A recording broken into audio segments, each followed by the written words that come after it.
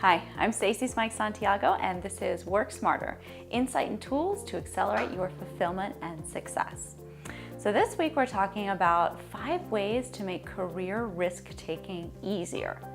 Okay, it's never going to be flat out easy, right? There's no button for that, but there are steps that you can take so that you feel like you're doing this in a very metered step instead of just leaping from A to Z right across the canyon. So the first thing that I want you to do is focus on learning. This is where you're a sponge and you're doing your research. Okay, so read whatever's out there that you can get your hands on, whether that's blogs, publications, whether that's books, whether it's online sources like ONET, Occupational Outlook Handbook. Those are put out by Department of Labor, Bureau of Labor and Statistics, and those profile different types of careers and industries, a wealth of information there. So read and absorb as much as you can about the different career options and industries that you're interested in, okay? The second thing that you want to start doing then is ask, okay? So here's where you're talking to people who are doing those types of jobs that you're interested in. And I know it might feel a little bit weird if you don't know someone, you don't have a warm connection, but that's okay. Just ask anyone or do it anyway.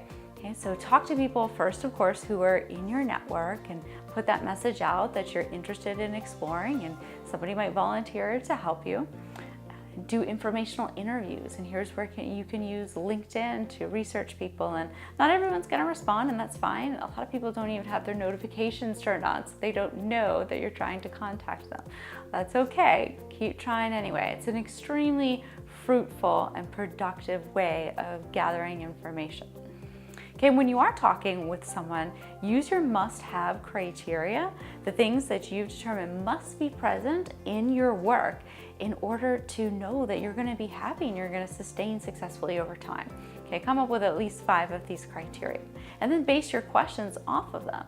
So let's say one of them is collaboration and teamwork. You might say, what % of your day or week involves collaboration and teamwork? Or to what extent is the success of your work dependent upon collaboration and teamwork? Okay, so you're evaluating what you know you need in real time because someone who's in that job is reflecting that experience to you. Okay? And make sure you take notes too, because you will forget who you talked to and what you said. Make sure you take all of those notes along the way. Okay, third thing you can do here, we're going up a level now, is experience it. And this gets a little bit harder because you probably don't have a whole lot of free time or necessarily an easy access path to do this, but try for it, especially if you really have this fear of change and this risk, and that's what's holding you back. Okay, so what do I mean by explore? If you can job shadow someone you know or you're now acquainted with through an informational interview, if you can volunteer or do some type of pro bono work to gain exposure to that field, great. Do a real interview, apply for the job, see if you can actually get an interview to see what the environment's like and to see what they're actually looking for. Or join a mastermind group or a mentoring group within that industry and see if you can learn and see what they're talking about and contribute in some way. Okay, the fourth thing, and this is so important because this gets to your mindset, is vision your success. What would this transition look like for you? Not the fallout and how difficult it's going to be if it doesn't happen and oh this or that, but if you could actually let your mind go to the place of, yeah, this is possible. Let me try on how this would feel. Okay, go to your best case scenario. What do you see? What do you feel about your future? And hold on to that vision. There's so much power in what you see and that feeling that you have for it. And then number 5, make sure you're getting support and you're not doing this alone. Okay, tell people, join a group, create an accountability partnership, even if that's only with one other person, a peer group. Okay, do a training program or take a class. Make sure you have support and you're getting feedback from others who can support you in the exploration of this new adventure that you're considering.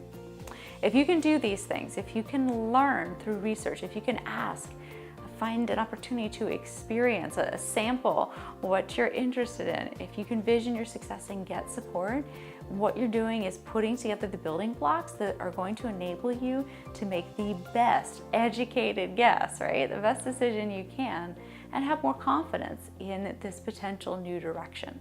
Okay, and remember that it's not a leap. You are going to plan this out along a very practical timeline.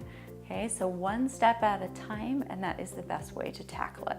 So I hope this helps and it makes risk-taking a whole lot easier for you. And remember, there's tons more for you in the Career Mavericks Facebook group, including the guide, the 5 biggest career mistakes and how to fix them. It's exclusive over there for the Mavericks, so I hope to see you there. Thank you, and I'll catch you next week.